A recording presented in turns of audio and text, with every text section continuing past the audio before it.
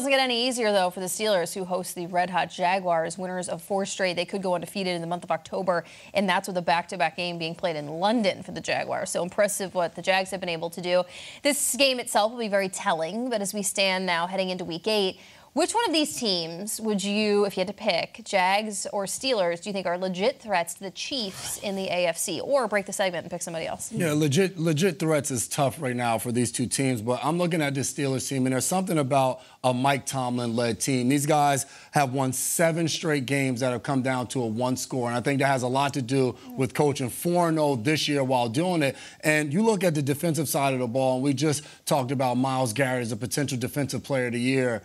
TJ Watt has a lot to say about that. This guy has been absolutely dominant. 8 sacks. We saw the interception this past week, him dropping in coverage. His counterpart on the other side, Alex Highsmith, has been impressive. He scored a touchdown. He has sacks. These two guys absolutely get after the quarterback.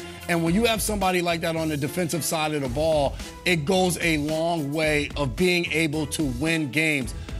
But to say, all right, they're going to challenge the Chiefs, you look at the offensive side of the ball, and that's where their struggles have been. Kenny Pickett has shown flashes. We've seen him show up in the fourth quarter, but he only has 1 game of multiple touchdown passes. That's on the same list as Jarrett Stidham, Sam Ehlinger, Bailey Zappi. Those are the guys we're talking about that he's in comparison that only has 1 game with multiple touchdown passes. There's been so much talk of the offensive coordinator, Matt Canada. George Pickens has shown up when he's gotten the ball. Deontay Johnson is back. So I think there's a lot left to be desired on the offensive side of the ball. But if they can get that going with what they have from a pass rush standpoint, I think they can be potential challengers in the AFC, but I'm not going to say they're there yet. You like this matchup, Jags Steelers? Does this get you out of bed in the morning? Because I look at that, I'm like, oh, then I look at the records. They're right there. It's like an AFC clash. No doubt about it.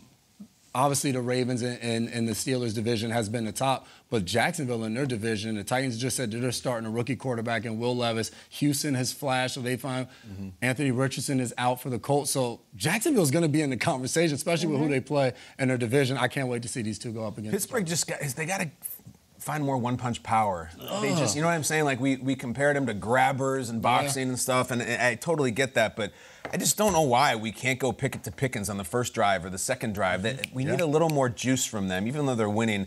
You mentioned I look at a Mike Tomlin coach team. I mean, how about Doug Peterson coach team? You know, listen, Jacksonville's won 4 in a row, and they've won 4 in a row like in impressive fashion. They beat Buffalo. They beat the Colts, who are pretty tough for the 2nd time already this year. They smoked Atlanta. They're on fire right now, and the Doug Peterson thing is completely taken over. This is what we all envisioned for Jacksonville. If you said around Week 8 and you picked them to win the South, yeah, they're 5-2. They're cruising. They did the London thing. They came back. It's all going really well, and Lawrence seems locked in, and Peterson seems locked in.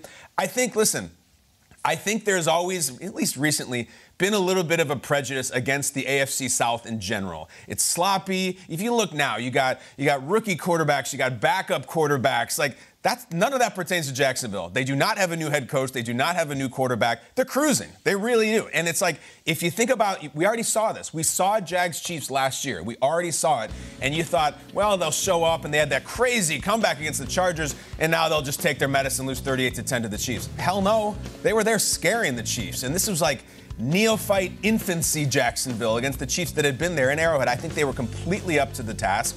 So if you're asking one team who I think can beat KC right now, I think it would be Jacksonville, give them the better shot. The team that rattles KC more than anybody the last 3 years is Cincinnati. And they got the one-punch power. They have home run threats. They have pass rushers. I don't know if Pittsburgh has all that. I know Jacksonville's really building it, though. I mean, the game we're watching here, Mahomes goes down with the injury. Henne has to come in, and the Jaguars come storming back, and then Mahomes has to be like absolutely heroic on a busted ankle and make a bunch of plays to get it done. Jags were right there with them, and the Jags have done this again where they start off 1-2, and we're like, oh, here we go. They fell. I think there's no more, I don't know what the word is, there's no more aware or cognizant fan base of what the media isn't talking about. Is it sensitive is the word you're looking for? Than the Jaguars. Sensitive has a negative connotation. I feel like they're on it. Okay. So when the Jags beat the Saints on Thursday night, we came in here Friday morning, we were like, let's talk Derek Carr. He's demonstrative on the sideline. Is Derek Carr not the answer? The Jaguars fans were like, what about us? We just put a beating on the Saints in New Orleans. What about us? We see you. Not saying you have to go and prove anything else. I don't know if I can put the Jaguars with the Chiefs right now. The Chiefs are a locomotive. They're 6-1, and when they play in their building, they very rarely lose. There's only one team right now, and this includes the Ravens and it includes the Bills, that I would actually say, no, wait a second, and they're not even above 500. And that's the Bengals. You nailed it. I look at the Bengals because the Bengals have done it. The Bengals have done it against the Chiefs. So both of these logos, these are great. Done it until I see these guys going into Arrowhead or these guys facing the Chiefs in a big spot. I'm not shaking my boots from the Chiefs. You don't think Brady wanted to stop Kelsey? Kelsey went for 12 and about 200 yards last. You're talking about the Chiefs here. This isn't the question of can the Jaguars go to the AFC Championship game? Can the Steelers make a run? Of course they can. Both teams can. They both have shown that they can win games. Can they beat the Chiefs? It's a different question. Only one team in a big spot have I seen beat the Chiefs in recent years, and it's these guys. They've done it, I see, 3 times. Yeah. So I'm going to say no on either one of these teams, and that's no disrespect to them, and that the Jaguars fans are watching, and we appreciate that. And I think we do give a lot of love to the Jaguars. You showed your hand, and Jason. You're like, you look at these logos. Are you fired up about this game? I get it.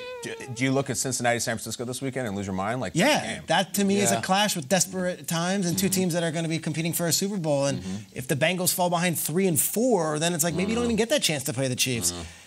Jaguars are going to roll this year. The AFC South is bad, but they are a good team. The question is, can they beat Mahomes? Well, until I see them do it, it's hard for me to be like, yes! And then the Steelers, to your point, I think there's still a lot of questions on offense. When I first saw this question, to your point about the matchup, I was like, why are we picking these 2 random teams out of a grab bag and like putting them up against the Chiefs? And then I realized they were playing each other this week, and I was like, oh, that'll do it.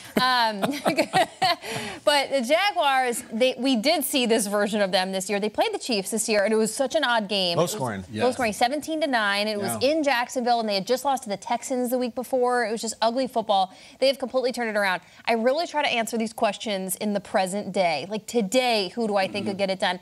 I know the Bengals are coming off a bye, and I know they started to figure things out over the last couple weeks, but I still don't trust them. They've made me nervous the last 2 seasons, the way they've opened the season. I would swipe this question and I would go with the Ravens right now. If I wanted to peg an AFC title game, who is going to give the Chiefs their best game in an AFC title game on October 25th, I go with the Baltimore Ravens. These 2 teams haven't played each other, the Chiefs and the Ravens, since 2021. Lamar has only played Mahomes 4 times. They did meet once in a playoff, but it was week 2 of 2021, which is, to me, not a good enough litmus test, if you will. Like, it's not some, but this could turn into like oh my God, the Chiefs, Ravens in an AFC playoff game. Did you remember that? It was incredible, a la how we refer to Bengals Chiefs over the last couple of years. The way the Ravens are playing right now, I would put them at the top of the list for like, this is the team I'd want to go in and face the bear, which is the Kansas City Chiefs. You're right. Right now, these are the 2 best teams. Absolutely. Yeah. I can't argue that. It is defensively, it really was what it is. To your point about Travis Kelce and just all the options that Mahomes always picks, to me, defensively, the Ravens have it going the most. The way Lamar Jackson has played this season and what we just saw and witnessed on Sunday of what he did to a really good Detroit Lions defense, 1,000%. The Ravens team looks outstanding right now. And like we said last week, it's week to week. They looked awesome on Sunday. Yeah. I mean, come on. The Cardinals this week, we're expecting a similar performance. Can we personalize it? Like, there's a little thing that's been going on the last few weeks where we all wore a bunch of Lions jerseys and they got smoked. Before that, we wore the Creamsicle Bucks and they got smoked. And there was this idea that we'd be wearing Baltimore Ravens jerseys. But I look at Traggy Claus. I have nothing. I have no bags right now. But it's a young week. We got a couple days left. I also think the Ravens might be smart on the Ravens. Ravens might be cognizant like the Jaguars fans and say, we don't want you wearing our jerseys. GMFB curse. Okay. They believe in werewolves over there in Baltimore. That might be it. All right. Okay. You just call them Traggy Claus? Yeah. I did. Yeah. I love that. I would think you'd be secure going against the Arizona Cardinals, and like, we got this. It's not that they doubt that they're going. It's just there has been some ugly stench of those 2 teams that we've worn the jerseys. The Bucks and the Lions look terrible in their next games that they played.